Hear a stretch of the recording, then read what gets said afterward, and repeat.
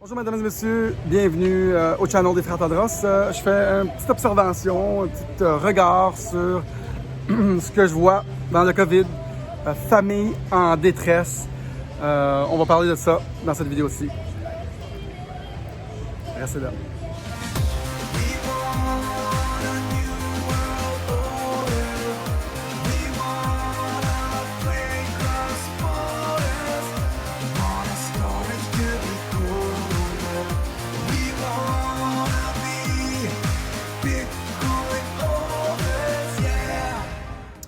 Et donc, bonjour tout le monde, je suis dans un petit café ici à Playa del Carmen.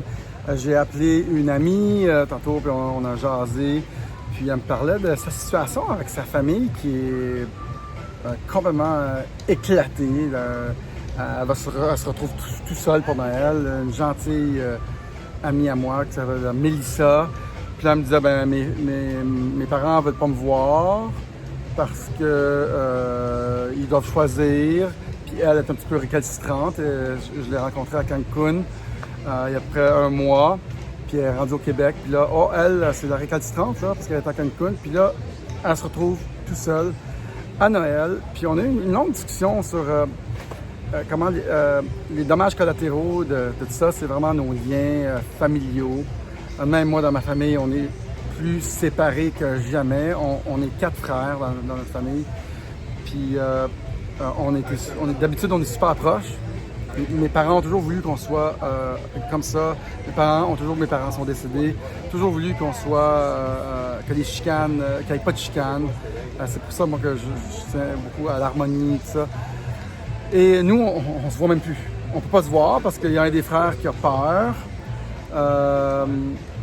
Moi, je suis le récalcitrant. Et c'était la même chose dans sa famille à elle. Et combien de personnes vont se retrouver tout seules à Noël? Je prévois que ça va être le pire Noël à vie. La solitude, un immense mur entre les gens qui s'aiment. Pourquoi? Pour une grippe. Les gens ont oublié qu'ils étaient des bonnes personnes à cause de cette peur incontrôlable, de cette peur non fondée, à cause des psychopathes qui nous gèrent. Les dommages collatéraux sont nos relations avec des gens qu'on aime qui s'effritent, quand les gouvernements cherchent à tout prix à nous séparer, nous diviser, créer des règles, donner des amendes pour se regrouper avec les gens qu'on veut voir. Notre société est en grave danger, nos liens deviennent effrités, inexistants. On érode, c'est l'érosion du tissu social à sa plus haute. Au mois de mars, moi je trouvais que le tissu social s'érodait. On a peur de s'approcher, on se regarde du coin de l'œil si l'autre n'a pas mis un masque. Et là, c'est de pire en pire.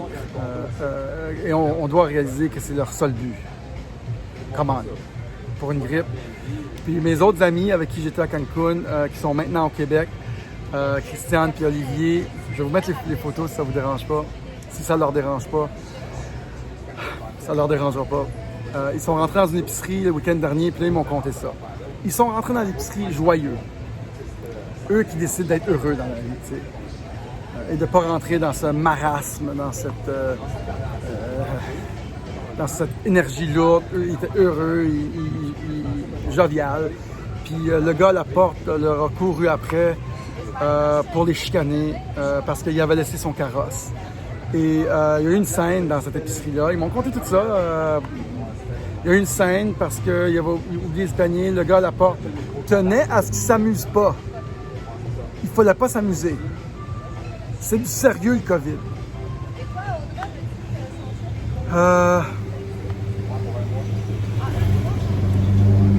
Moi, je trouve que c'est vraiment laid, c'est diabolique, c'est pervers, surtout au Québec. C'est pour ça que j'ai appelé ça « Famille en détresse » et je pense qu'il va y avoir beaucoup de gens qui sont seuls, beaucoup de gens qui sont seuls. Même dans ma famille, on ne peut même pas se rassembler. Personne ne fait rien. Je peux gager qu'il va y avoir 3/4 de la population du Québec qui vont être seuls dans leur salon à se demander qu'est-ce qui se passe, Tout ça perpétué par des autorités en dérive. Un immense mur qui se crée pour une banale grippe. Sauvez-vous de cette tyrannie. Sauvons-nous de cette tyrannie. Les gens sont devenus fous quand les autorités n'ont plus aucun sens logique, ne se fient sur aucune science. Des gens libres et souverains ne demandent pas la permission et ne demandent pas pardon. Et quand les autorités sont virées fous, c'est notre devoir de désobéir. C'est notre devoir, désobéissez.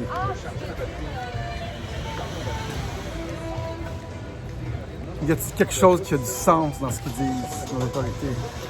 Et si vous trouvez qu'ils sont encore logiques et cohérents, et oui, ils suivent la science et tout le reste, ben, correct.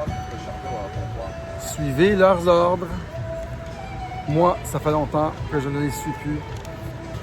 J'ai ma gang qui sont là, derrière moi. Cathy, Simard et Patrick Ramirez sont en arrière, sur une table. Je vais vous mettre leurs photos. Ça ne leur dérange pas.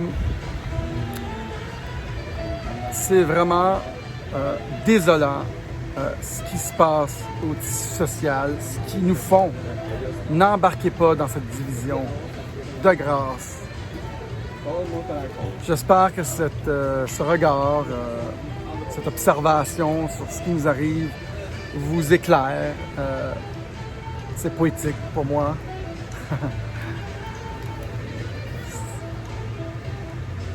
Salut tout le monde. Soyons la résistance, soyons forts, soyons lucides.